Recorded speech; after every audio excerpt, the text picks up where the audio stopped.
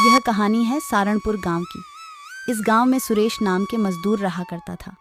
सुरेश अपनी पत्नी मोहिनी और माँ और 2 बच्चों के साथ में रहता था। सेठ के दुकान में बरही का काम करता था। मजदूरी के आए पैसों से अपने परिवार का पेट भरता था। मई का महीना था। गर्मी अपनी चरम सीमा पर थी। घर के बाहर निकलने पर ऐसा लगता था पूरी शरीर जल जाएगी।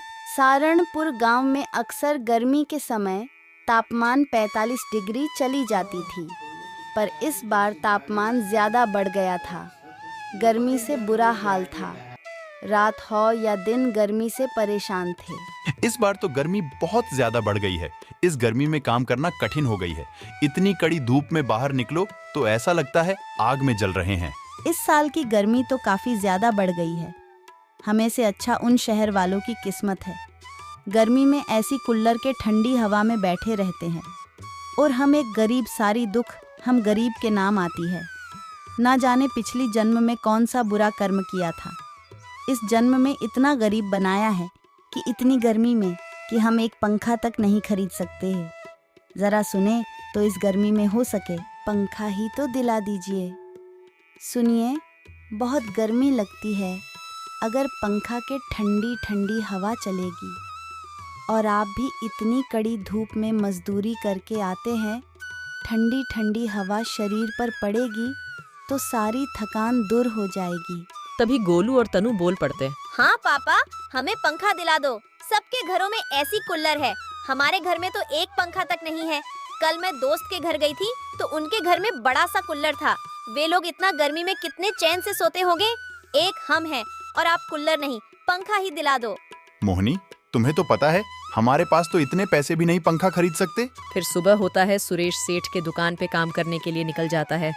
ऐ भगवान, मोहिनी और बच्चे पंखा का मांग कर रहे हैं, क्या करूं?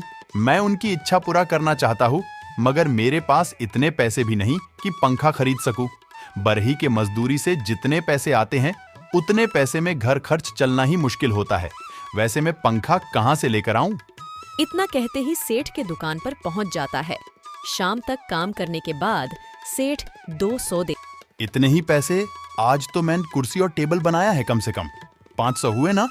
अच्छा, तू बड़ा आए 500 लेने वाला। ये सब देखकर सुरेश उसकी आंखें रोने जैसी हो गईं। अच्छा, नहीं देना है मत दो। आजकल देख रहे गर्मी कितनी पड़ रही है। 1 या 1,500 रुपया एडवांस दे दो। यहाँ एडवांस नहीं चलता है। चलो जाओ। सुरेश उदास होकर घर चला आता है। तनु बोलती, पापा पंखा नहीं लाए, कितनी गर्मी है, नींद भी नहीं आ रही। मोहिनी बोलती है, माँ सुन रही हो? क्यों ना जंगल से लकड़ी को काटकर बाजार में बेच गए, उस पैसे पंखा खरीद लेंगे। कल ही जंगल जा लकड़ी काट कर लाएंगे। इतना कहते कहते सास और बहू जंगल पहुंच जाती है। सूखी पेड़ लकड़ी काटने जाती है। तभी पेड़ पर कुल्हाड़ी चलाने वाली होती है कि तभी वह पेड़ हरी भरी हो जाता है। ठहरो, मुझे मत काटो। तुम हरे भरे कैसे हो गए? मैं जादुई पेड़ हूँ। यहाँ तो सूखा सा पेड़ था। क्योंकि मैं जादुई पेड़ हूँ, लोगों से अपना पहचान छिपाने के लिए सूखा पेड़ बना हुआ हूँ। मोहिनी रोते रोते जादुई पेड़ से कहने लगती है, गर्मी के मौसम है, बहुत ज्यादा गर्मी लग रही है। मेरे घर में एक पंखा तक नहीं है, इसीलिए आज मैं और सासू माँ जंगल में से बहुत सारी लकड़ी को काटकर बाजार लेकर जाएंगी। उस लकड़ी बेचकर आए पैसों से एक पंखा खरीद कर घर लेकर जाऊंगी। जादुई पेड़ कुछ पेड़ की डाली गिराता है, इस लकड़ी का पंखा देता है, तुम्हें ठंडी ठंडी हवा देगा कि इसके आगे ऐसी कूलर भी फेल हो जाएगा और तुम्हारी परेशानी मिट जाएगी।